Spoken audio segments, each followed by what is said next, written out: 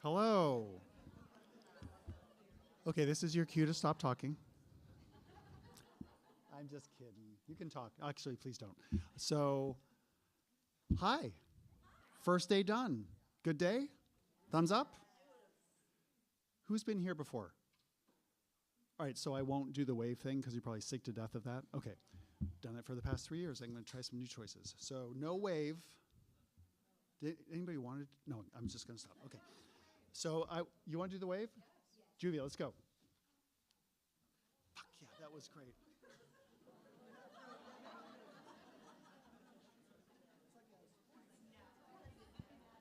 That was terrible. That was terrible. How many people like roller coasters? Stand up. I'm going to do a Chandra thing. No, we're just going to. I'm just kidding. Chandra did enough of that. I don't. I hate them. I find them scary. And it makes my stomach hurt. Okay, so something that I was advised that I forgot to mention last night.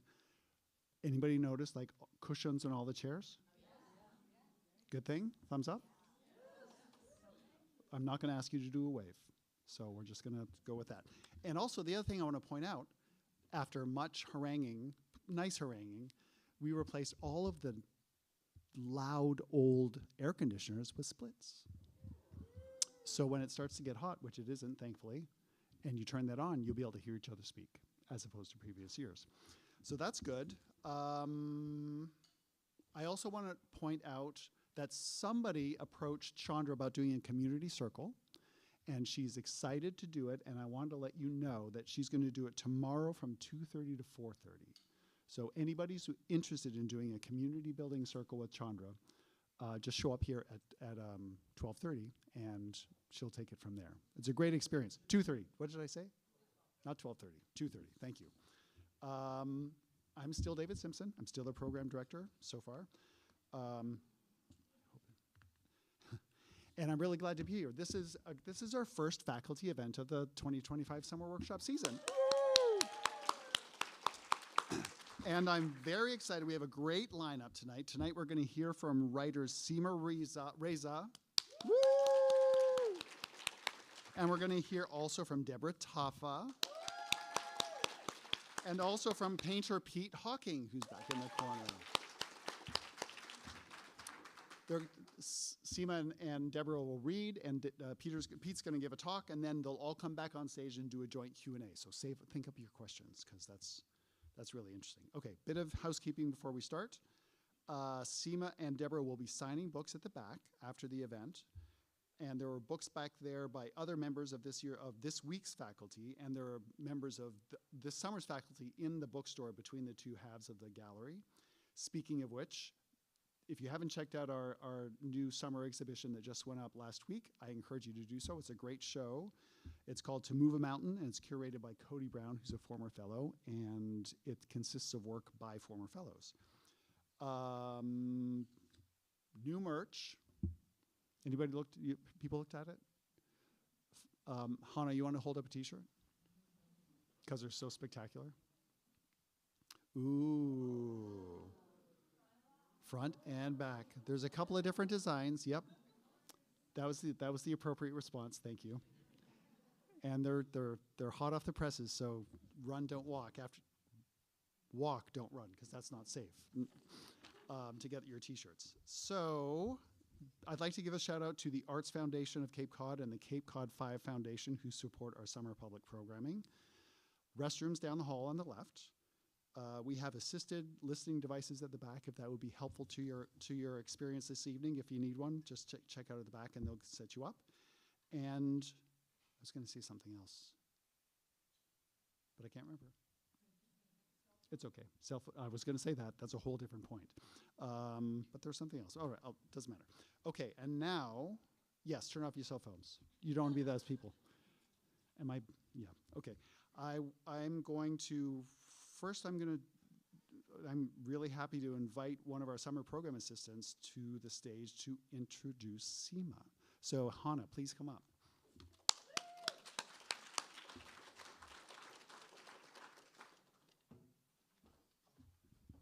Loving this swan neck on the mic.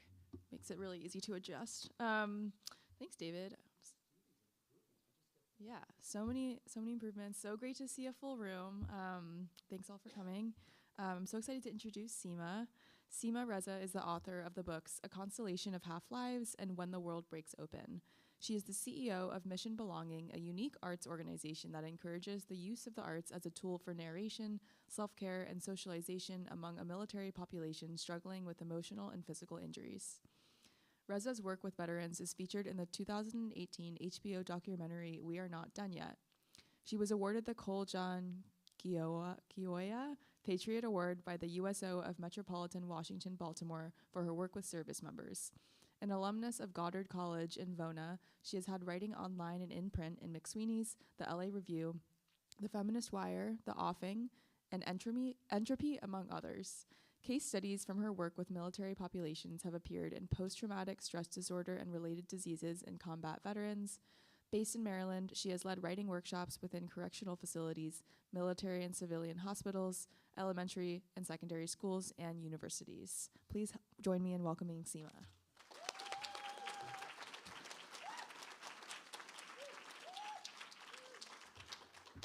Thank you.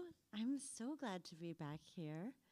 And to be the first reader of the first week of the first summer with the split air conditioners.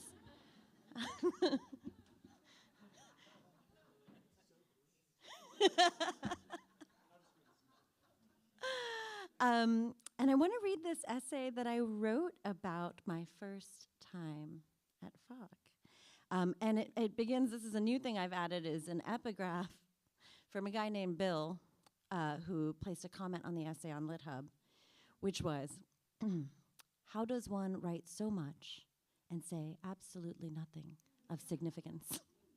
Which I love. Shout out to Bill.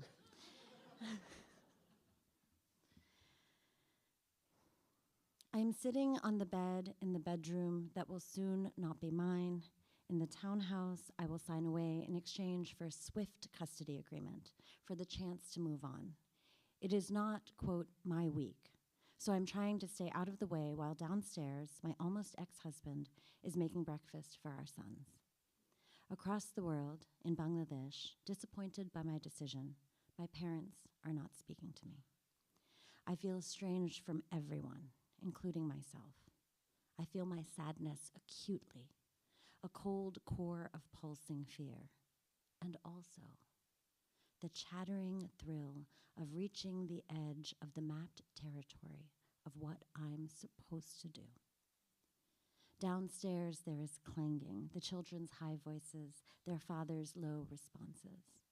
Upstairs, my fingers fly to compose an essay that will barely need editing. I write because the writing demands to be done. Only a small percentage of writing is this easy, this urgent. It's the stuff that makes you thirsty for more, the luck that makes you think it feels good to be an artist. When I moved into my own place, a 2-bedroom condo 15 minutes from that townhouse, I met myself for the first time in more than a decade. I worked a full-time job teaching art and writing at military hospitals, pushing a heavy cart of art supplies onto wards, handing out poems to discuss with patients grappling with PTSD and moral injury.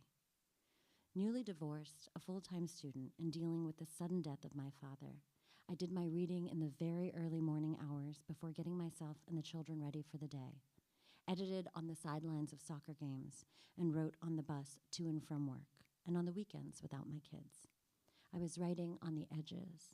I was writing to survive. I wrote my first book that way. It saved my life. It was not enough. I longed for uninterrupted time with myself. I wanted to experience being a writer who put writing in the middle of her day, in the middle of her life. With 2 school children and little paid leave, the 2-week minimum stay, standard at most artist residencies, was out of reach. I browsed lists and starred things I might apply to in a decade. Somewhere, on some list, I came across a summer program at the Fine Arts Work Center out in Provincetown. A 6-day commitment, the guidance of an accomplished writer, and most importantly, far, far away from everyone. in a small, unair-conditioned apartment. Now it's air-conditioned, by the way. Pat's over there, talk to her. With painfully slow internet, still the case. 2 blocks from Cape Cod Bay. I woke each morning before dawn, drank coffee while reading, and then walked along the bay. I returned to sit with my laptop at the wooden table before showering and dressing and walking 3 blocks to Pearl Street for class at 9 a.m. For 3 hours, in a whitewashed room, our instructor pushed us, a group of writers at various stages of our careers and lives, to write new and difficult things. When class ended at 12 p.m., my classmates lingered, making plans for lunch and swimming. But I'd slip out to walk under the hot sun, past the beach roses and bicycles, back to my apartment. I'd toast a slice of bread and have a boiled egg, eat a handful of potato chips, and sit at the table reviewing what I wrote that morning, the poems that would become my second book. Sometimes I lay in bed, standing fan full blast against the afternoon sun, and I'd nap. Sometimes I drove myself to the beach and watched the seals bobbing in and out of the water, both worried they'd be eaten by a shark and wanting to see the carnage. At dusk, I found a simple dinner, then walked in the cemetery, hoping someone driving past would see me and mistake me for a ghost. I came home, rinsed sand from my body, wet my hair to cool me through the night. During my week in Provincetown, everything I did was about my own needs. The walk on the boardwalk, the reading, the 2 showers, the naps, the spooking in the cemetery. I laughed at my own jokes and I made myself cry. In Provincetown, I was not writing because I had to squeeze in time to process what was happening in my life. I was not writing as an act of defiance or service or claim to myself. I was writing because I wanted to, because I was curious, because I could. It was my first glimmer of another way. I came home and wrote on a Post-it, "Your writing is not meant to be useful to anyone." I stuck it on my bathroom mirror. Shout out Bill again. 2 years ago, for the first time in the decade since my divorce, I moved in with a partner. I am wildly in love with Amanda. We both work from home most days. The military hospital job ended, and I started a nonprofit to continue the mission. Amanda's and my home offices are connected by a bathroom. All day long, I quiet my impulse to burst into her office to talk to her and bother her and get her to laugh at my jokes. Telling her an interesting thing I'm thinking about is instantly gratifying. Shaping it into a piece of creative work is not. The first 6 months after meeting her, I hardly wrote anything. We would find ourselves in bed on a Monday afternoon and laugh. This is how industry fails. When the chiding "you're not writing" voice came knocking, I reminded myself that learning to love and be loved was my life's work too. Living is my work. It didn't ease the panic entirely, but it allowed me to turn back into her, to fall back into her, into the corniness of building a history with someone else. The absolute glee of being shocked again and again by how very much I like her face, by how happy I could be. I became a writer in singlehood, when the only time I felt truly safe was when I was alone. My children have grown. They are both adults now. I am able to take advantage of or construct longer residencies. I am the most stable I've ever been, professionally or personally. This is the healthiest, most secure I've ever felt mentally. I have never written more sporadically. Annie Dillard tells of papering the window of her office to keep herself focused. Jane Hirschfield writes of concentration as the transformative arc of a poem, voice as a result of listening carefully to one's own thoughts. Grace Cavalieri cautions, everything you don't write is standing in the way of the next thing you will write. The only way to find space for writing when other work pays me more, needs me more, when the people in my life are nicer to me than my manuscript is to remind or convince myself that my own company also makes me giddy. and decide that is enough reason to dig through the layers of resistance, the layers of static between the world of relationships and my own wisest self. So here I sit at 4 a.m. It is dark outside and rain is falling. I pulled myself away from Amanda's warm body to sit cross-legged in my office on the edge of a day. The words don't come easily. It is work in a way that my early cathartic writing was not. It requires preparation. A pitcher of coffee, a lit stick of incense, a journal to handwrite in, a few sun salutations. It requires discipline, constant, gentle admonishment when the hankering to open a browser window arises, when my hand moves like a magnet towards my cell phone. It requires the reminder, I can. I want to keep pushing to the edge of what I know.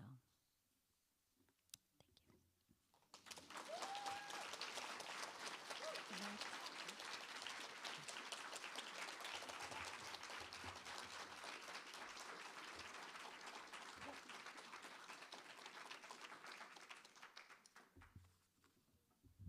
I don't think that's quite enough applause for Seema Reza.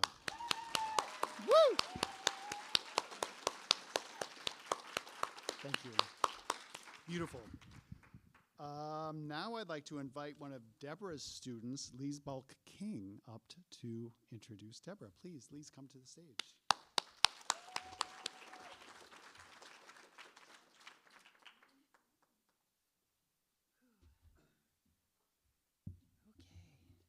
Hi, everybody. So, Deborah Taffa's debut memoir, Whiskey Tender, was a 2024 National Book Award finalist and has been named on the best lists at Esquire, Oprah Daily, ELLE, and the Washington Post.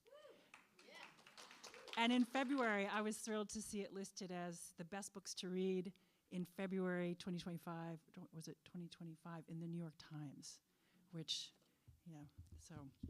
She has received awards and grants from the National Endowment for the Arts, PEN America, MacDowell, the Ellen Meloy Foundation, Tin House, the University of Iowa, the list goes on, and the New York Summer Writers Institute. The judges of the National Book Award wrote, "Masterpiece seems too small a word to describe the spell this book will work upon its readers."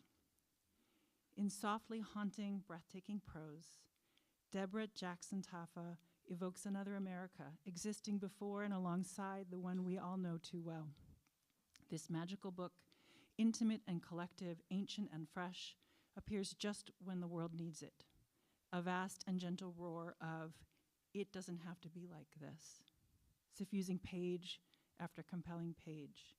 You will live inside of Whiskey Tender for the rest of your life, and it will live inside of you.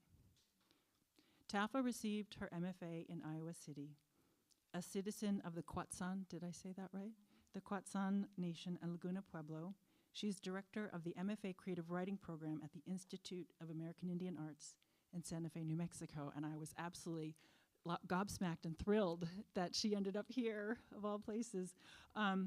So when attempting to write some of my own for this introduction, I was struck by the sheer volume of what I felt and could or needed to say. And so this was a little intimidating, as is Deborah with her writing, and caused my brain to freeze up a little, so I went back to a writing prompt. A simple list: bold, brave, driven, deeply soulful, wise from life, lucky in love, wordsmith of both the spoken and unspoken. She has that magic of the weaver, the alchemist, of words into stories and among all of us in her classroom. Balancing the variety of voices like a conductor, coaxing, balancing the variety of voices like a conductor, coaxing color and vibrato. A happy trickster, thrilling and a little bit dangerous, using every tool to encourage opening those memories long closed away. Just as we have seen in recent days and weeks, that fear can hold us back from speaking our truths in the public square, and how others who step forward to say what aches in all of us, free all of us. She loves, challenges, and leads us to express, to connect, to add light to the sum of light. While there have been a number of books of stories that explore upward mobility and striving for the American dream, and there have been a number of stories by Indigenous peoples, Whiskey Tender puts them together in bright, sharp relief. Assimilation in first person, first people's narrative, showing us all the way of how to conquer your fears, and demonstrates how the truth shall set us free. Thank you. Please welcome her to the stage.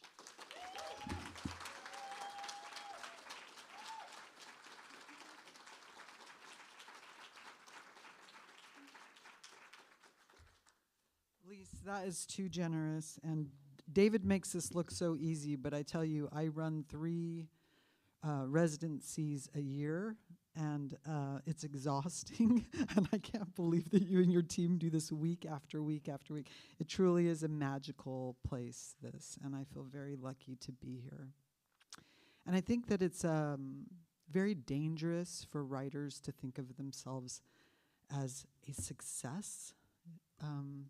Because every time we sit down at the desk, we begin again. And I'm in that very frightful moment of beginning again. And as such, I thought tonight that I would share with you, in the spirit of risk-taking that you are all engaging in here this week, a snippet of work from my next book that feels very frightening, and may I never not be afraid when I get up on a stage. And may the words always find their place in the hearts that they are meant to be received in.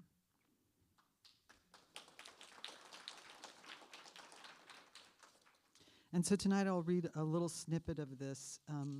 I've been thinking a lot about taboos and why it is that all of my work ends up circling a taboo, something that feels to me like I shouldn't be talking about or I'm afraid to talk about. So I'll read a little short excerpt from the work in progress, and then I will give some thoughts on process and craft that have to do with tackling taboos in the long, venerable tradition of the essay, if that's okay with you all. I'll make sure I have my time. Okay. There was nothing mild or apathetic about him. Even at 19 years old, he knew what he wanted and went after it. Rather than go to college, he submitted to the Italian draft. Rather than join his family's business in Milan, he sought his own path to success. He was cocksure and globe-trotting. He believed that Bolognese dishes cooked with peanut sauce would clog arteries and, worse, tasted terrible. He thought the caster angle of a Harley-Davidson's front wheel was stupid, claiming his Ducati back in Varese was clearly the superior bike, especially when it came to maneuvering tight curves. I rejected him on a Kuta beach in Indonesia, only to have him find me 4 days later in the mountains. He was an Italian bloodhound. We spent our first days together sightseeing while arguing books, debating history, playing games, an Italian-English dictionary between us. Our first competition involved a taxidermist trophy, a wild boar's head that was mounted on the wall in an Ubud bar.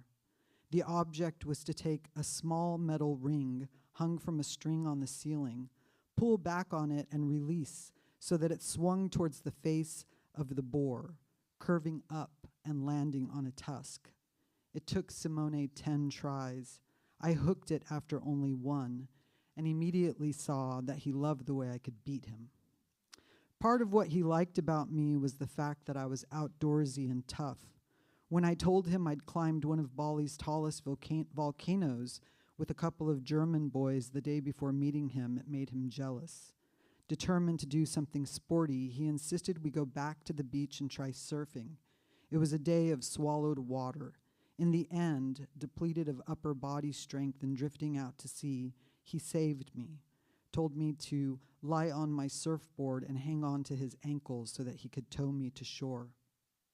We kissed for the first time on day 4, while leaning out a window ledge in Bali above a lily pond flashing with fireflies. 1 minute I was looking down, the darkness disorienting, no way to tell the difference between sky and earth. The next he sat alongside me. Below, the fireflies mirrored the constellations. Above, the fiery pattern of stars hung impossibly close to our perch. He leaned in and kissed me, while at the same time grabbing my breast, an irritating combination of gentle and bold. Ubud, Indonesia, days 5, 6, and 7. By then, we ditched our respective travel mates to spend most of our time together. At night, Simone was still sharing a room with Gianmarco, and me and my friend Kira and my sister Monica were staying together. The three of them were kind enough to go off exploring to give Simone and me our time alone. The accommodations were low-end, without television or air conditioning, and I suppose we both knew it was only a matter of time before we finally shared a bed. But the lovely torture that filled our days was absent at nighttime. That's when Simone came to me wearing boxer shorts as pajamas, carrying his first aid kit with a determined look in his eye. All he could focus on was the wound I'd sustained the week before we met. His pragmatic approach every evening meant not an ounce of seduction came through. He pulled out gauze and disinfectant and scrubbed away at the pus at the top of my foot while I winced and tried to push his hands away. A Balinese friend and I had wrecked a scooter a few weeks prior. It was a minor accident with minor wounds, but my right foot was infected. Ketut, the Balinese friend, was a flamboyant painter who worked in mixed media and had big frizzy hair. Thankfully, he wasn't injured. "Who is this guy Ketut?" Simone wanted to know as he scrubbed. "Just a friend," I said, clenching my teeth to hide the pain. If I had felt like talking, I might have said that Ketut was full of in-your-face fun, and that he had hated my first name from the minute we met. "How biblical," he said, wrinkling his nose. He'd insisted on using my middle, a name no one used, Marie. We were switchbacking up a dirt road in the jungle, Ketut singing a Bollywood tune on the back, when we hit a patch of gravel and I lost control. The bike slid like a batter, ducking the tag. Ketut leapt and rolled as if he'd done it 100 times, like he was a stunt double in a past life, nimble and sure. My own jump was oafish, and as a result, my right foot got caught under the bike. The skinned elbows mended easily, but my foot was ripped open in 2 places on top. Gravel was buried deep in the skin along my first metatarsal below the big toe, creating 2 circular wounds that looked like bloody bullet holes. They were hard to keep clean, and dumb American kid that I was, I imagined ignoring them meant they were going away. Simone lectured me when he saw the state the wounds were in. He was angry that I could be so blasé about an infection in the tropics. Simone knew about injuries because he had been trained as a medic for the 21st Mountain Artillery in Italy and had spent the previous 12 months hiking around in the Dolomites. He had to wear one of those little green hats with the feather. Little liar Pinocchio, I called him. He called me his Fatina Blue. They shot Garand rifles and other Korean war munitions while mounting guard at a castle on the Austrian border. It was a tough job that required him to mount guard for 2 hours, perform kitchen cleanup for 2 hours, sleep for 4 hours, and start the cycle again. He had had a cushy position at an army hospital prior to being sent to the Dolomite location in Elvis for this crappy job, but he got caught smoking hashish and was thus funneled into a tougher position. Gili Trawangan, Indonesia. We finally climbed into bed together on day 8 after his travel mate returned to Italy, and Simone joined me, my sister, and my friend on a new island. The bungalows were built in true eco fashion.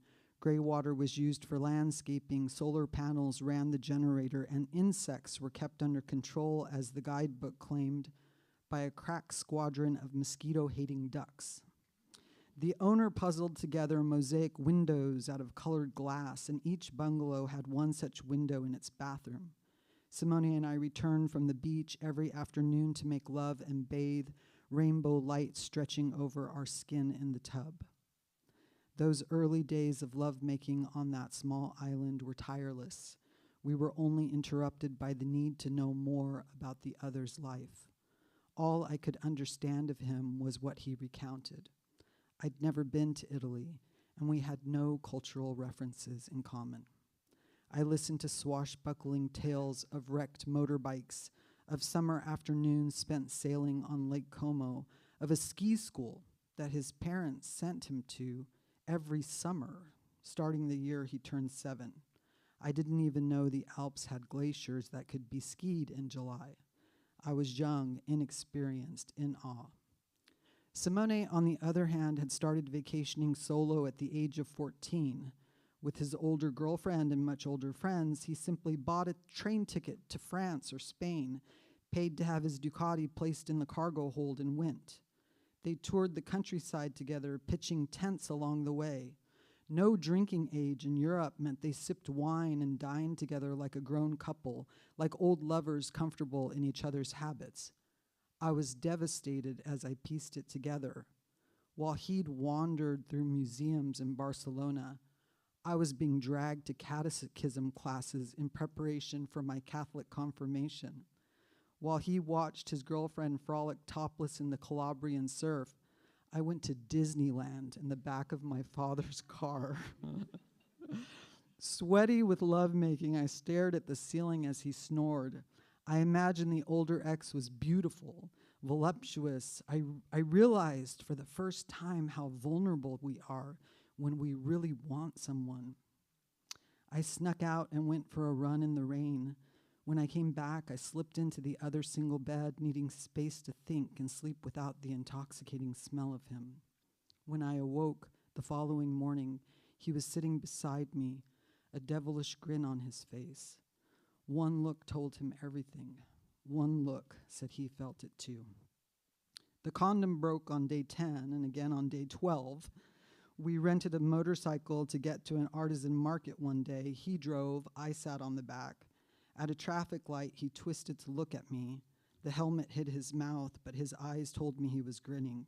He patted my thigh, then moved his hand to my stomach and said, "My family." My period started 2 days later, and we breathed a sigh of relief. Still, the combined DNA, the what if, had revved up between us. The date on his tourist visa loomed close. I knew he would climb on the train in Java and leave me. I knew that besides Spain and France, he had spent his teen years traveling in Hungary, Jamaica, Thailand, Malaysia, and Singapore. We'd only known each other for 16 days. What made me think he'd really come to New Mexico and find me? I slept in elliptical spurts. Waking up, I'd be pleased to find him unable to sleep himself, suffering the same as me, sitting near the window with a lit cigarette that pinpointed his presence in the dark. On one of the final nights, he blew at the small hairs on the back of my neck to wake me up. "Let me sleep," I said, but I didn't roll away. "Will you write to me?" he said. "Will you wait until I get enough money to buy a ticket and come?" "Yes," I said. He ran his hand over my splayed arms, magnifying my sensitivity by touching the hairs lightly like a breeze. I rolled on my back. He knelt over me in the dim light. The threaded veil of mosquito netting looked like a thin cirrus cloud floating behind his head. I thought about our first kiss, how he had kissed me and touched my breast in the same beat. No, he was not the type to hesitate. He was not the type to be patient, to wait for sex when his girl was halfway around the world. As he moved above me, he looked too beautiful to stop or contain. I did not trust him to buy the ticket and come. His ashen curls framed his face like a dishonest halo. I was afraid to hope. Afterwards, he said, "Let's go skinny dipping." I shook my head. "It's almost sunrise. Someone will see us." "Who cares? I'd rather die." He slipped through the mosquito netting and tied it back, then stood for a moment by the bed, thinking. Finally, he turned towards me and said, "That's my shirt you're wearing," and started to pull. I threw pillows, but he was on me. I pinned my arms alongside my body, but he tickled and tugged. Skin bare, I kicked at him and hung on to the edge of the mattress. He pulled me by my ankles to the edge of the bed, then he ordered me to climb on his back. I stood on the bed for a moment taller than him and looked around the room. The bamboo furniture, the disheveled backpacks, the batiks hung in decoration. He looked over his shoulder and grinned. "What are you waiting for? Let's go." Even if I never saw him again, I thought. Then I pressed my chest to his back, wrapped my legs around his waist, and squeezed his torso with my thighs. He trotted out the door, down the dirt trail towards the beach. Palm trees gave way to skin-colored sand. Waves rolled like deep shadows to shore. The dying moon had not yet given itself to the horizon, and we dove into the Indian Ocean, tasting salt and seeing luminescence spark like electricity off our limbs as we swam. Thank you. Oh.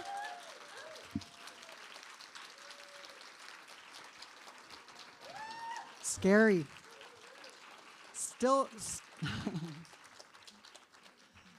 a little messy, but it's such a scary, scary thing. You know, I remember reading probably, God, it must be 30 years ago. I'm so old, you guys.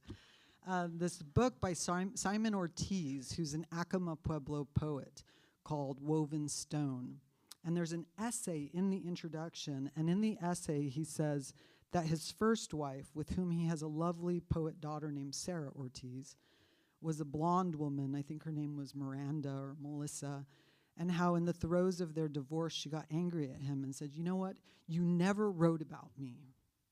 And I know why you never wrote about me, because you're racist.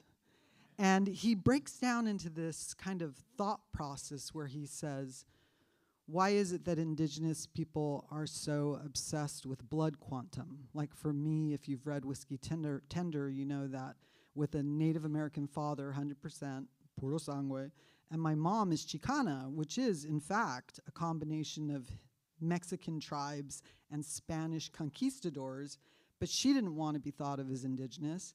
And other Native people would often treat me like I was a half-breed because I was not full-blood Northern Native American. My father, similarly, was treated like a half-breed because his parents came from different tribes. So this focus on blood quantum, that is, of course, a colonial construct, makes us oftentimes present ourselves to the public as, am I Native enough for you? I'm performing my nativeness for you. I want to be authentically considered Native by the publishing world. And so that is the taboo that I'm considering as I write this, like all of the ways in which a binational marriage that has now lasted for 35 years and began in Indonesia is supposedly something that is too much of the Bob Dylan. Like, oh my God, you're going from folk to electric. You can't do this, you know? And so I was thinking a lot about, though, that, you know, the essay itself, I don't know, you guys, perhaps you know that the essay has its etymological origins in the Middle French word to assay, A-S-A-A-I, which translates as to try, and that the man who popularized the form, Michel de Montaigne, who was born in 1533, believed that all we could do was to try. It was the belief that we had to know our true measure, acknowledge with modesty that even our most waterproof arguments might eventually begin to leak, making us change our minds. This mutability, he believed, was a strength, even as it ensured that humankind couldn't see its own history clearly for 100 years or more after the largest events of the planet had transpired. He believed we could fatten our legal tomes until they wouldn't fit into libraries, and we still wouldn't be able to write a law that would apply to every possible crime. He believed that the more humans tried to explain and categorize with rules and laws, the more they opened up to answers and a scattering of values into little particles. So what was a writer to do, knowing he would likely not live long enough to find clarity? And of course, the answer is we contradict ourselves. We are multitudinous. We contain entire universes inside of single selves. And how do we track that on the page? You know, before Montaigne, most people in the beginning of literature wrote about man versus the gods. Zeus is trying to smite me. And then it went from man fighting man. It was a chronicle of wars. It wasn't until Montaigne that we got the existential crisis, man against himself. A lot of people believe that Montaigne actually influenced Shakespeare's to be or not to be, Hamlet's soliloquy, came from Montaigne's influence. And it's not surprising when you think of the times that Montaigne lived in, right? All of this fluidity. He was living in this time of unprecedented change. 16th century Europe was flourishing because of the Rinascimento. And though we think of the Renaissance as beginning in Florence, it was actually the Turks who captured Constantinople and sacked Byzantine scholars who then took refuge in Florence, and they brought their interpretation skills for the old classics with them to Italy. And it was at that time that there was this surge of intellectual growth, because suddenly people in the Western world said, wait a minute, we can look at the classics not on bended knee through the lens of Catholic dogma. We can stand up and think rationally about it as literature, art, politics, religion. We can take the topics on without a reverence for God behind all of that, right? And Montaigne's father, despite the fact that France and Italy were the worst enemies at that time, had been to Florence and said, I want my son, though he's French, to study in Latin and to study all the greats, Seneca, Plutarch, Cicero. So imagine, in context of what we're going through today, what Montaigne experienced in his lifetime that developed his writerly tendencies. There was hostility between Christian sects.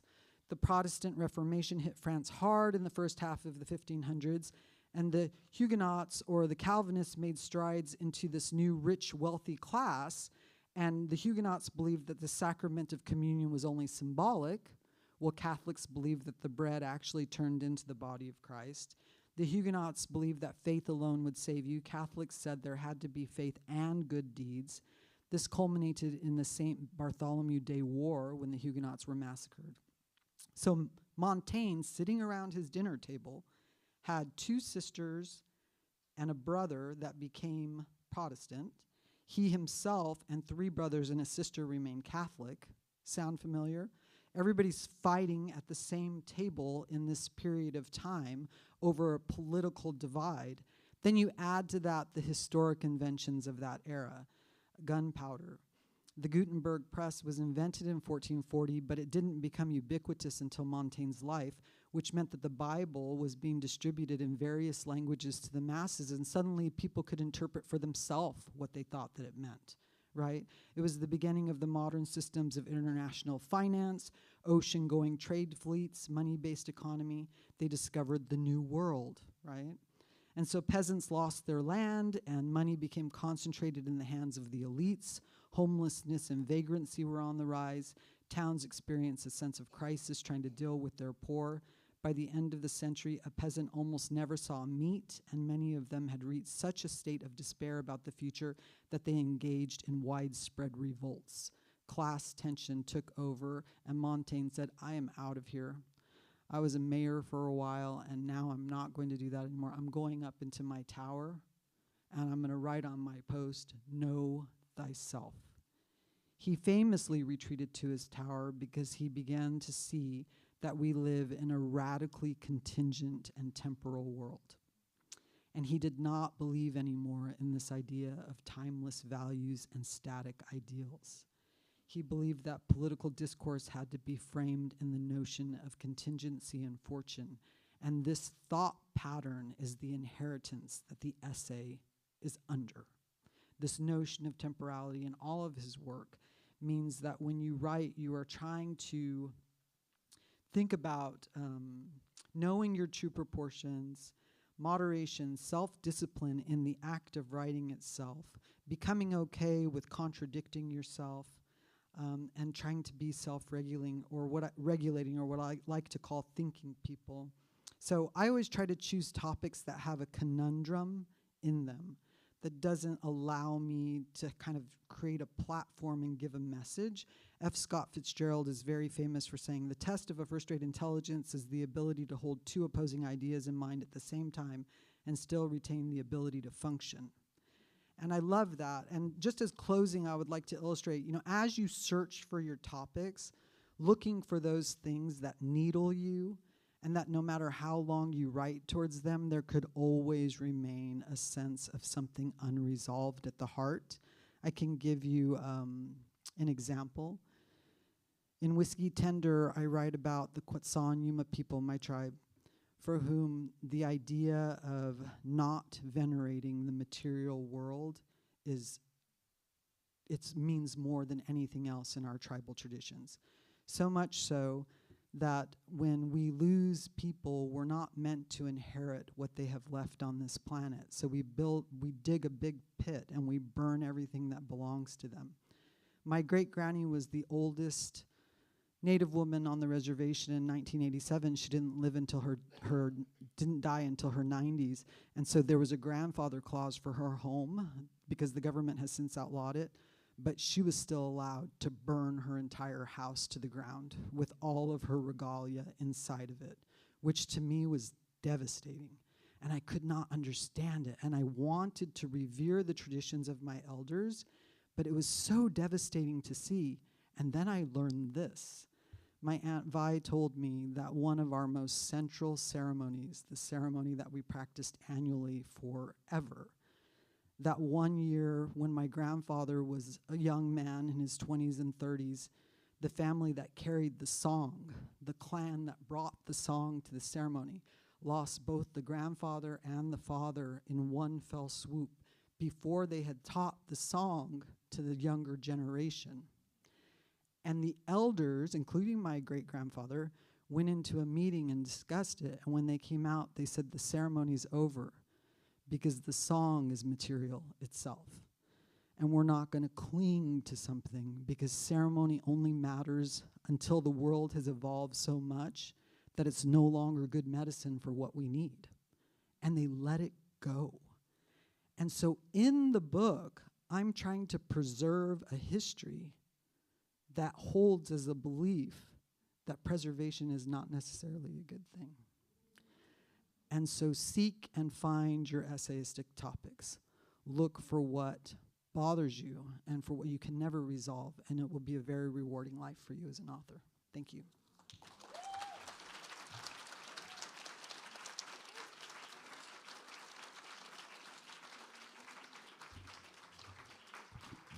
Deborah Taffa.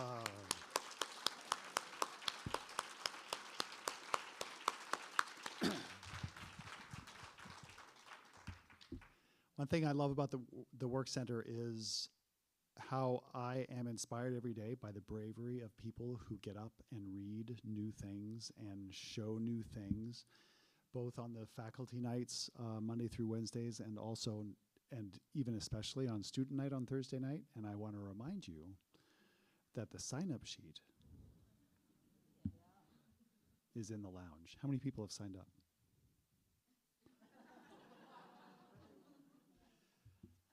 Okay, it's 100% voluntary, of course, but I think no breakfast. No, I'm just kidding.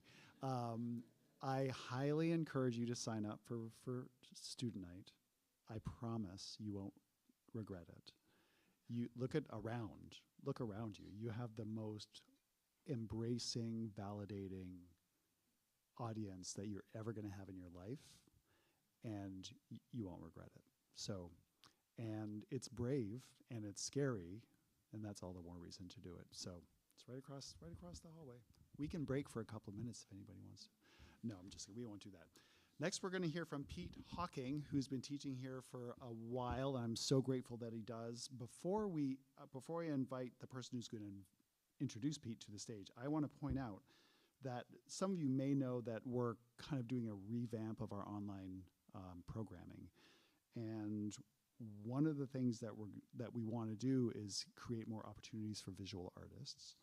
And Pete Hocking is playing with us to work on that, and he's going to be teaching an 8-week workshop starting in July. That's an extension of the workshop that he's teaching here with us this week.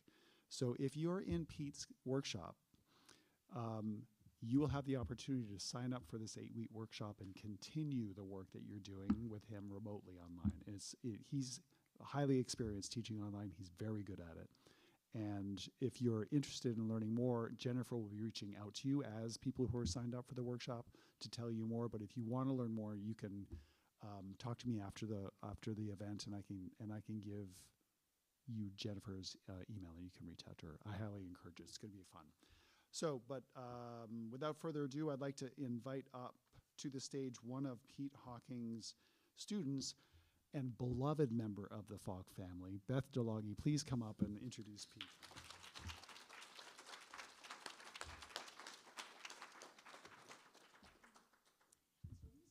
So easy. I just want to say it's very difficult to read my writing after you two beautiful writers. Thank you. Thank you. Thank you, David. And tonight I have the honor introducing Pete. Pete's credentials are quite remarkable. He has taught at the Rhode Island School of Design, Goddard College, and Brown University. Importantly, Pete is a founding board member of the Provincetown Commons. And the Commons is a year-round co-working space for creatives, as well as being a space for education and community gatherings. But I am here to tell you what Pete means to me and why I chose his painting class this week. I became aware of Pete and his work around 10 years ago. Back then, Pete was represented by a gallery here on Commercial Street, and I remember viewing his work and number one, being in awe of his brushstrokes, and two, being transported into the dunes where he spends much of his time. And I bought the painting. And since then, my son has purchased a Pete, we so lovingly call his work, and my friend who is here with me this week has also bought a Pete. His paintings make us feel Cape Cod. Also, Pete has taught me the gift of paying attention. I have been following him on social media for quite some time, and I know that he often takes long walks, observing and documenting his surroundings, and therefore when I take long walks, here in Provincetown or elsewhere, I do my best to pay attention and document what I see. I would also like to add that I am not a painter, but this will be my second painting workshop I have enrolled with Pete here at FOC. I am very much looking forward to this week, and today has gotten off to such a great start. So please join me in welcoming Pete.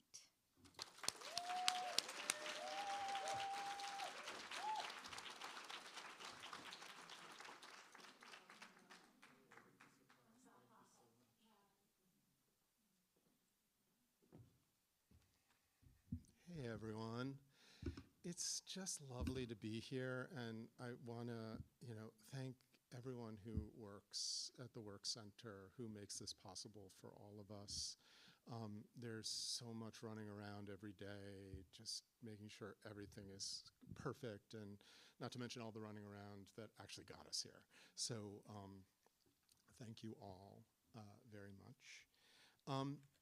I'm a really fortunate artist. I get to show my work, and I get asked to do artist talks fairly regularly. And I have a little slide deck on my computer, which I pull out for artist talks, which is super polished and shows my best work over the last decade, and feels a lot like, my greatest hits album. And when I come to the Work Center, I feel like, in the spirit of my colleagues who've just given wonderful, wonderful readings, that we should sort of pull away the finished work and take a moment to be vulnerable and take risks. So you're not going to see my polished deck at all. And what I want to do is talk a little bit about process. And Beth, just that wonderful introduction, thank you. But when you said that your family refers to my paintings as a Pete, one of the first things I think as artists, so much of our experience, so much of us goes into the things we make. They're an embodiment of experiences, and sometimes those experiences are our whole self, and sometimes they're experiences that we had this afternoon. And so I don't want to over-determine that. but our identities are really tied in with the work that we do. I came to Provincetown about 12 years ago, and I came because I was running away from a bunch of stuff, but I was also running towards something. And I want to talk about a few parts of my identity that inform my work, and maybe inform it in a kind of surprising way because, you know, the punchline is I'm a landscape painter. But in terms of identity and practice, I was running away from a big political brouhaha at a university that I was teaching at that's not important because it was only important in the context of a university.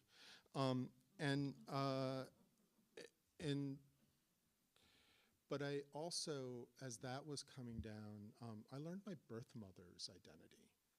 And I learned it because she died. And she's buried on Cape Cod. So while I was running away from one thing, I was running towards something else, which was a re-exploration of my identity as an adopted person, which I had spent the previous 15 years making really painfully explicit work about as an artist, and never quite getting to the place that I needed to get. And of the very little I know of my birth mother's life through stories from her sister, I know she's buried on Cape Cod because she loves Cape Cod. And I know she's buried on Cape Cod because she loves Provincetown. And so coming here was a way to explore that relationship in a new way. I'm queer and I'm adopted, and those are two things that I brought here and I came here explicitly to explore. I hate rules. And one of the reasons that people who hold my queer identity are so embattled right now in this country and in this world is because of our willingness to break taboo. So what Deborah was talking about in terms of breaking taboo, it scares the hell out of them. And so I just want to say everything that I'm saying here, none of it's rules, all of it's me.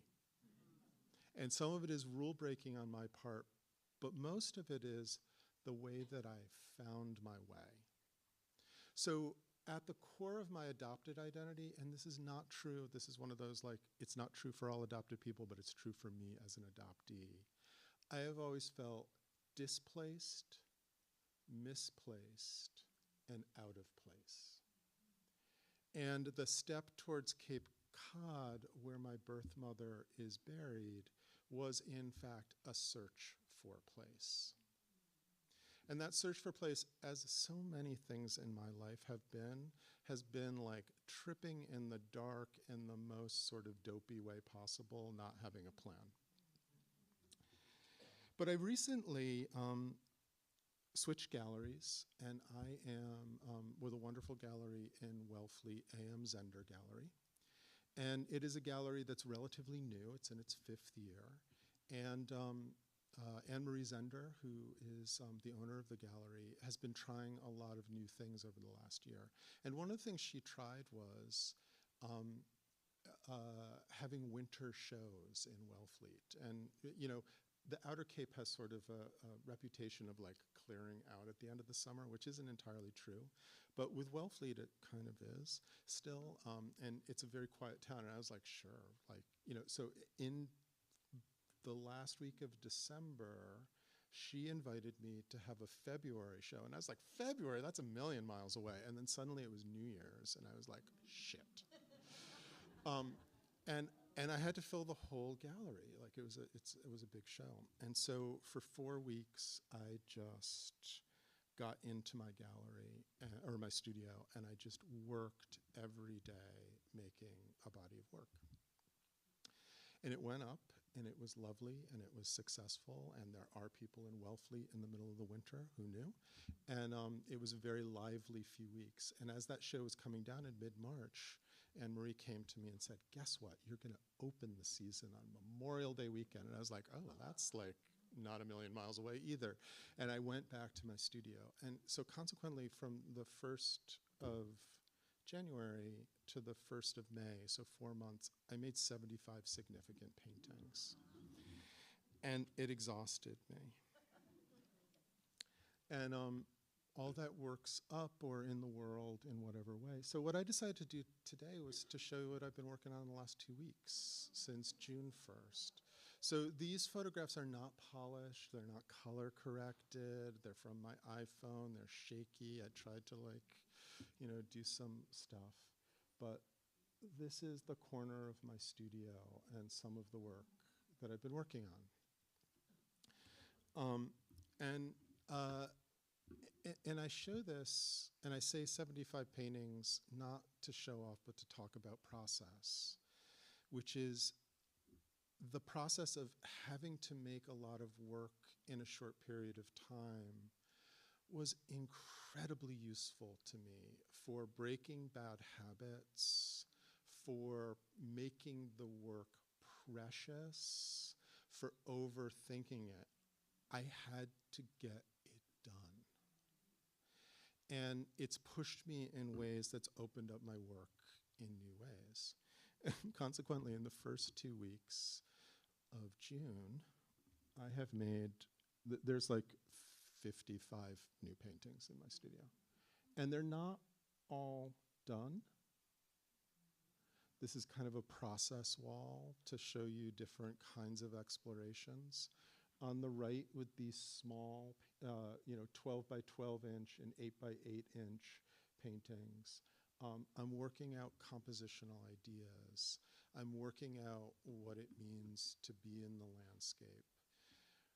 My work, there's nothing more queer than nature, by the way. Like, people can, talk about nature and all of that stuff, but nature is inherently queer. And that's a dimension of this work for me, is looking for the queerness that's there, but also placing my body in relationship to it. The other thing that I'm doing in the landscape is finding my place. So this notion of being displaced. This is one of the few places that I've traveled in the world where I actually feel at home. And it's not because my birth mother is buried here. It's not like that simple. It's not sentimental in any sort of way. But I believe we find places that really resonate with us physically, where we feel like our feet on the ground are where we're supposed to be. And this is, since I was a little kid, this is the place. So I'm trying to figure that out. My work, Beth talked about walks I take, and my Instagram is filled with way too many photographs of walks that I take on Cape Cod, but I'm also told it's a lifeline for people who can't be here, so that's, my public service. And it's filled with process as well. These are 36 by 36 and 40 by 40.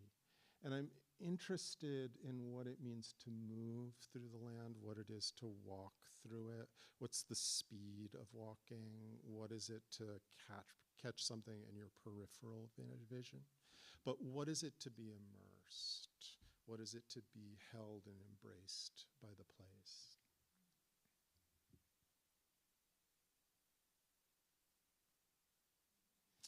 This is 36 by 48. It's the province lands, and if you're inclined to walking, it's a kind of challenging walk because there's a lot of sand walking, and sand walking is complete bullshit. But you have to go over these big dunes to get out there. But then it gets hard packed. But there's this amazing trail called the Snail Road Trail that takes you out to the old dune shacks where generations of artists have thought and made and known one another. And it's well worth the time if you've got an afternoon. Especially late in the day, because the light out there just is extraordinary.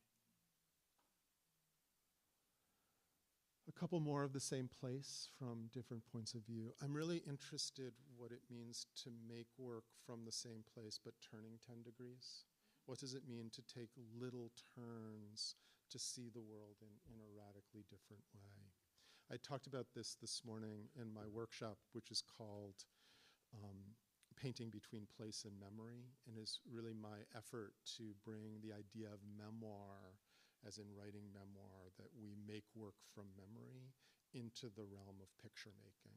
That we can use references, we can work from life, we can do observational work, but if we don't bring our remembered experience in, the painting will not have a certain kind of energy that's bringing ourselves to it. And Joan Erdley is known as the great Scottish painter of the 20th century. She died tragically young at 43 in 1963 of breast cancer, but left us a 15-year body of work, including landscapes she made in Caterline, which is just south of Aberdeen in Scotland. And she would set up her easel between two agrarian fields of alfalfa and oats. And over the course of the summer, she'd move 10 degrees so that by September there was a circle just worn into the grass between these fields. You know, a beautiful body of work. This is a painting I've been struggling with for a while. Like a few days ago, it had a pink sky and like a kind of periwinkle shadow. And I was like, no, the memory of this is dark. It's foreboding. There's something about that sharp light against a kind of incoming storm cloud. So it's a work in process, but it's a work that's trying to get to an experience that I've had that's sort of seared into me. And this is where like I rack up the numbers because they're all small, you know. And so, and these are all explorations. They're ideas. They may be explored on a larger scale, but it's a way of, you know, the first set on the left is a set of walks I took one week with some very good friends, and just from memory making paintings from being on the Atlantic side in Truro and Wellfleet, where the moraine is 100 feet above the ocean, so you really look down and you have this very different experience than you have in Provincetown, where things are relatively, you know, flat. And then what's on the right-hand side is a combination of some other walks that I took, and then Provincetown Commons that got mentioned, which is very near and dear to my heart, 46 Bradford Street, stop in. We have exhibition space of local artists and studios, and we did a golf tournament at the Highland Links, and one of the oldest golf courses in America, and I think the oldest one on Cape Cod, and the most beautiful 9th hole in America. It's right by a lighthouse, and we brought out a bunch of plein air painters. So the paintings towards the bottom just spent outside with some other artists looking at this place while some generous donors played golf in behalf of Provincetown Commons. But again, all process work. And in the spirit of process work this summer with my gallery, I invite all of you, any of you who happen to be here this summer, on Saturday afternoons, I'm facilitating, catalyzing, I'm not teaching, groups of creative people who want to wander in the Wellfleet landscape to look deeply and to reflect together, but to make things together as well. And I've explicitly invited writers and poets to come out, as well as people who want to draw or paint or take photographs, or just want to be present to a creative community. It's 2.5 hours, and it leads into gallery night in Wellfleet, but it's a way for looking and taking a lot of photographs.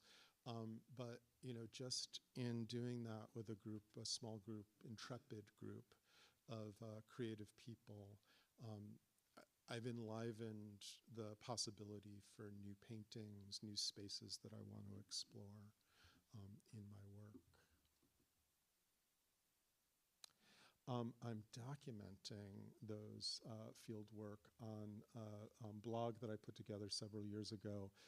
It's called fieldguideprovincetown.com, even though this is Wellfleet. But I started to document the quirky histories, places and things that I encounter out here, literally as a way of kind of creating a field guide. I'm not interested in like handing people a map and saying like, you should go to this place because it's really cool.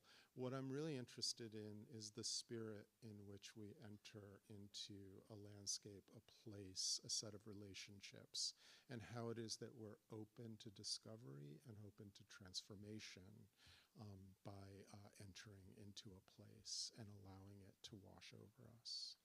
So that's up online. And then here's just a few other. I'm at petehocking.com, field.guide, provincetown.com, AMZehnder Gallery.com, and my Instagram is p.hocking. And so you'll get more of this. But thank you very much.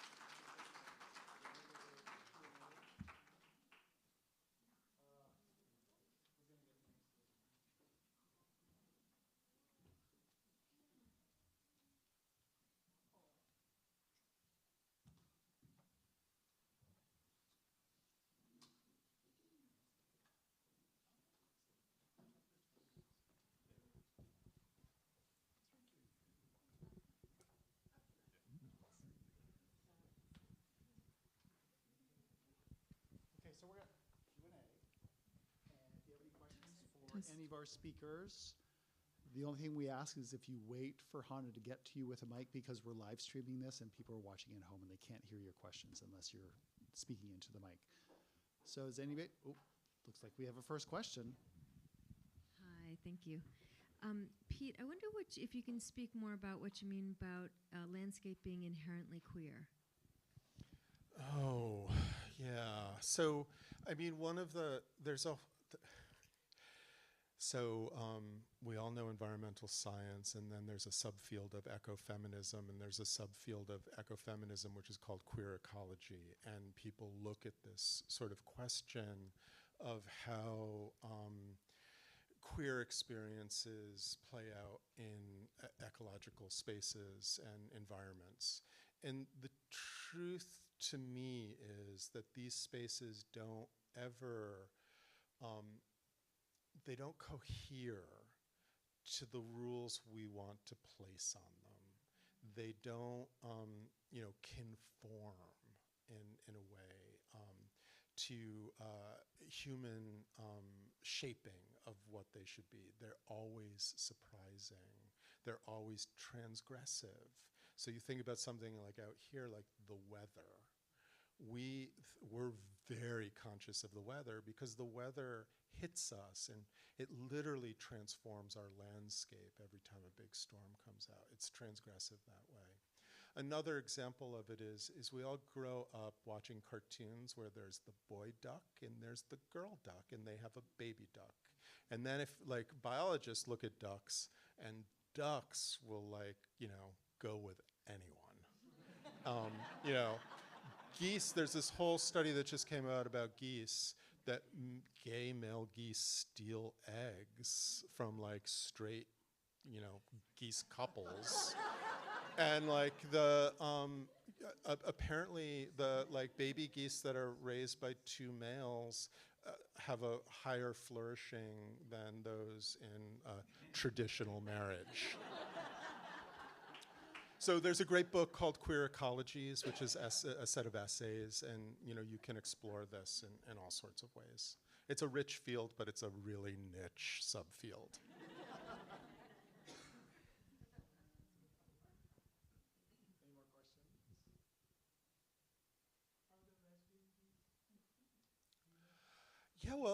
There are all of these. There's a great book that's called Biological Exuberance, where a straight zoologist was like, I am sick of these people, and documented, I think it's something like 564 species that, zoologists know are queer and, match up in all sorts of, different configurations. So it's a great book because it's this, you know, straight male biologist who's like, I'm done with you people.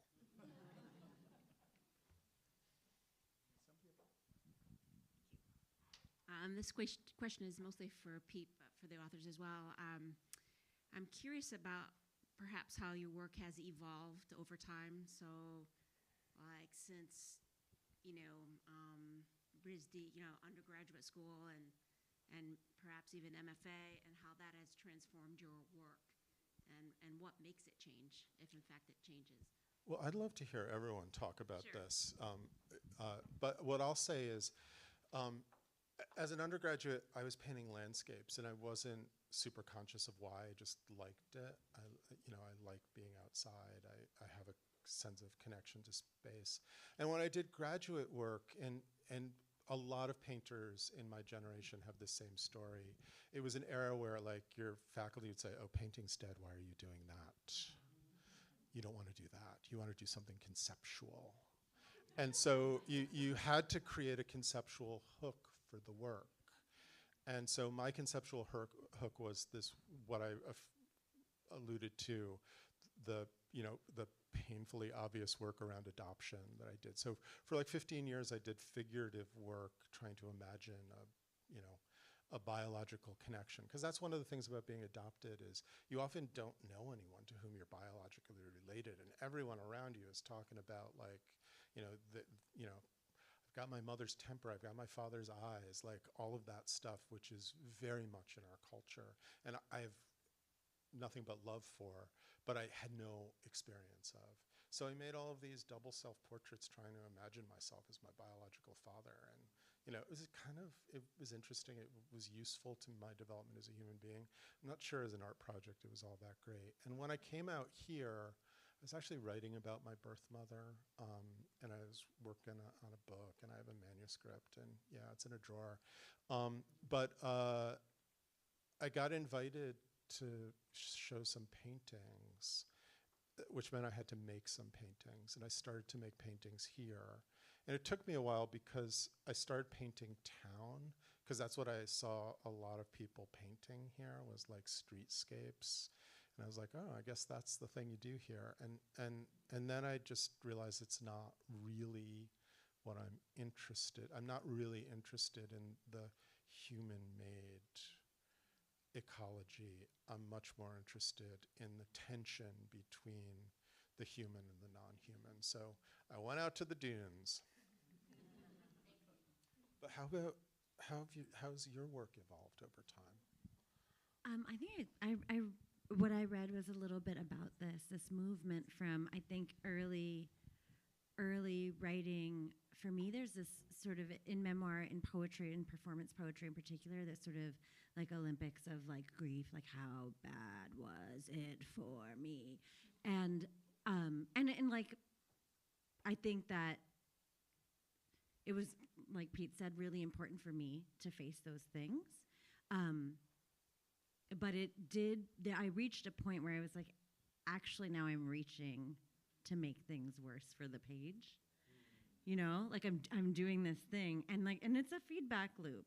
And so I think as my relationship to my creativity has evolved, I've been like, I don't have to just tell this same story. I don't have to tell necessarily a story that I personally know that I am like unimpeachably the authority on. I can explore and question and like experiment and try. And that's been really beautiful. I think for me, it's I've come to trust more what I'm naturally adept at. So when you start doing an art form, it's often like people will tell you, oh, you're good at this, you're a natural at this. For me, it was like a narrative structure, and I mistrusted it. So when I went to school, I worked on things that were dense and intellectual, and I experimented with form. And I had a lot of professors who told me, you should write narrative. You're really good at narrative. You have a good ear for it. And I was like, no, I want to be a heftier writer. And so over time, I was kind of surprised that by the end of writing Whiskey Tender, I had come to a place where I was telling myself, nothing is simple, especially simplicity. So to take complex ideas and make them accessible and readable, to reach a hand out to people and say, I'm not trying to impress you intellectually, I'm trying to communicate with you deeply and in a vulnerable way, requires some Windex in the process. And so I found myself that I've kind of gone full circle. And I'm back to a place where what I'm trying to do is tell a story that people can relate to through specificity, and that I care less about sort of the density and the tricky structures that I was playing with when I was in Iowa.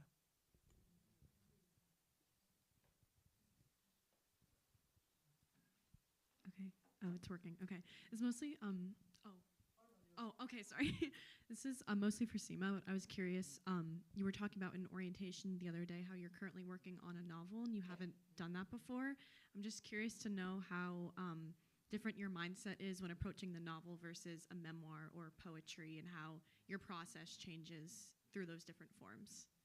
Thank you for that question. Yeah, so longish answer.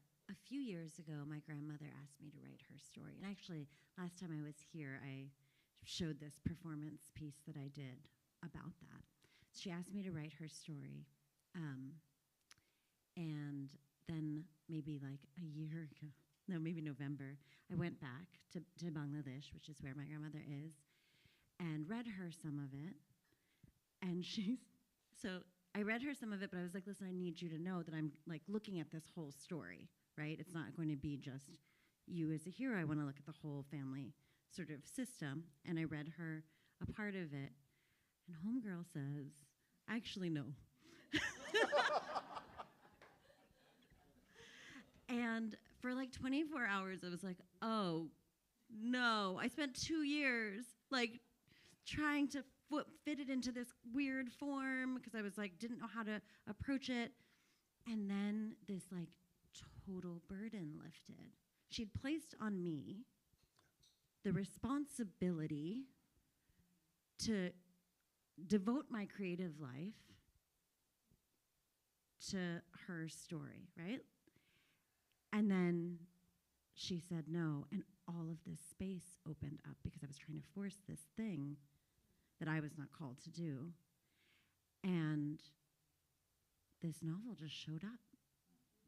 And I was like, well, I guess I'll meet you. And it's been this just like I sit down and I don't know what's going to happen next. And I don't really know how to write a novel.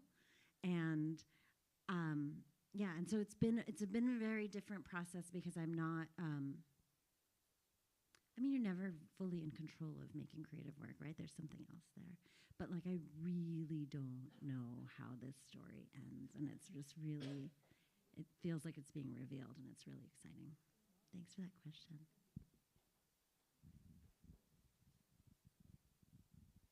Hi, this is a question for Deborah, but also for Seema and Pete. I was really struck by Deborah's describing a relationship with a long ago writer, Michel de Montaigne, and the idea of the essay.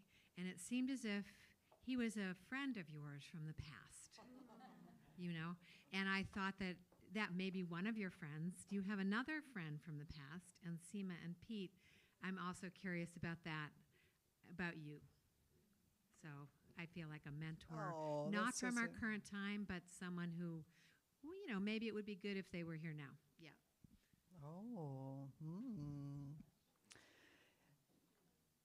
Yeah, I think, you know, in Toni Morrison's Site of Memory, she talks about inhabiting the voices of people who didn't have a voice in their era for one reason or another. And so, you know, my ancestors, indigenous people, have often been portrayed in the media as being people that say how, or ugh, or kimosabe, or whatever it would be.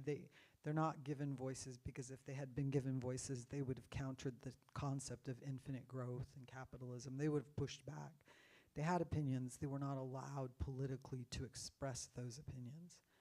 And so for me, in the act of nonfiction, you know, I occasionally meet people who write general nonfiction, And every once in a while, you get the feeling that they have issues with casting too much imagination or supposition in the direction of other people's hearts and minds. And there's no way that I would do what I do if it wasn't for that I wasn't able to do that.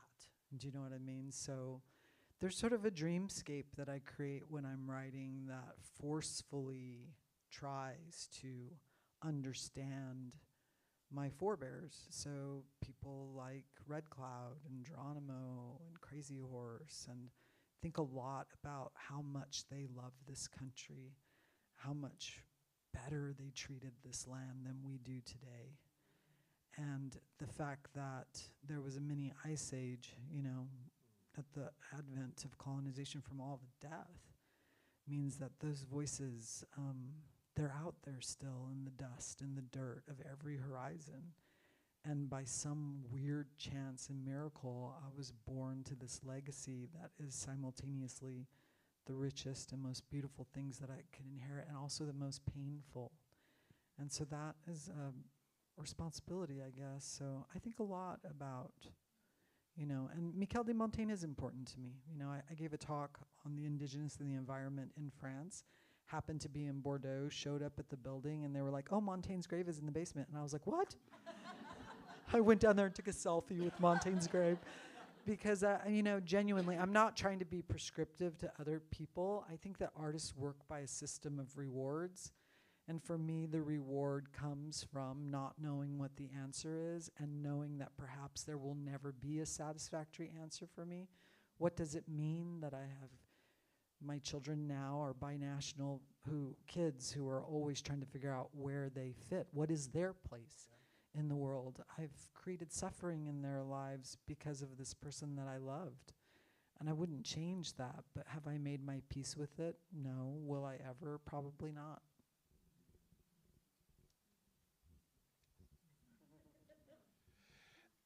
I would say it's constantly changing. And when I taught undergraduates, I would start every semester by asking people in the second class to bring photographs of 9 voices that were insistent in their head.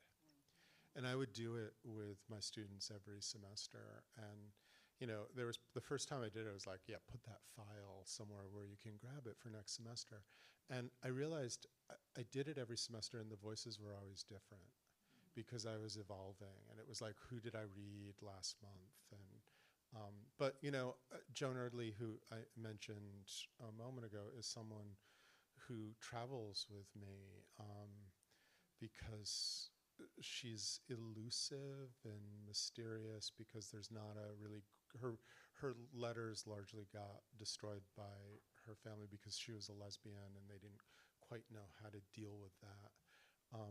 But there are things that have been pieced together in their interviews, and so you get a glimpse of that life, and you get it through the work. And I think that, I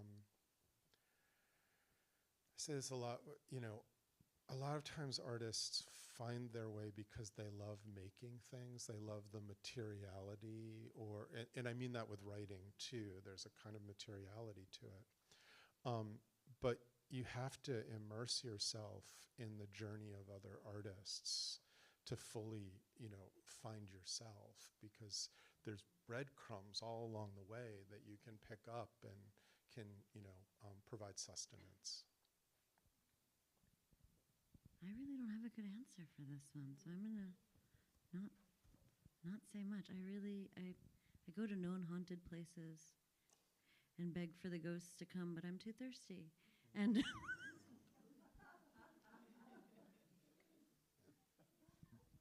One more question.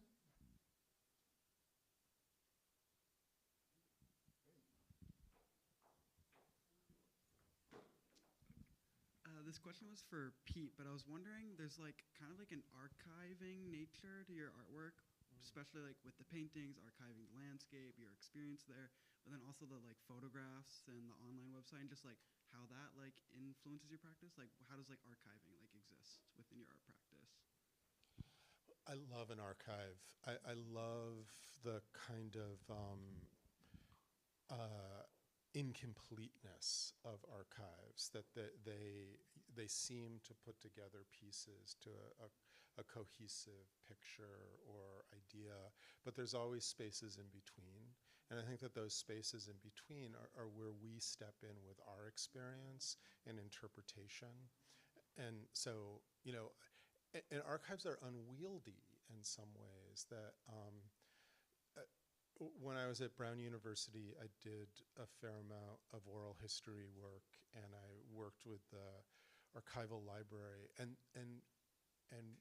the center that I ran, we would fund undergraduate research, and often undergraduates would find there's like 20 boxes of this collection, and no one's ever looked at it. The archivist was just like, well, that's interesting, and so it's cataloged as 20 boxes of right-wing paraphernalia, like propaganda from the 1950s. And like, well, that's juicy. But no one had ever opened the boxes. And so I think that's the work that we also do as artists, is we open those boxes. My Instagram has like 40,000 photographs on it. That's an unwieldy archive, and it can't, like, it really can't be unpacked in some way. But it's a story too. And I think we all have archives, and you know, they're scrapbooks, they're things we collect. And I meant to say this when I was at the podium. I've got some postcards back on the table that are free if you want a picture by me. So that could go in your archive, and like in 20 years you'll find like, what was this? Who was that dude? Thank you. We have another big round of applause. Pete Hocking, Deborah Taffa, and Seema Reza.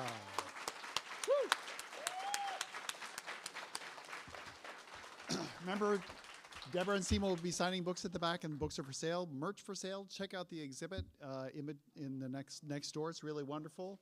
And come back tomorrow, because we're going to hear from writer Asako Serizawa and printmaker Vicky Tomeko.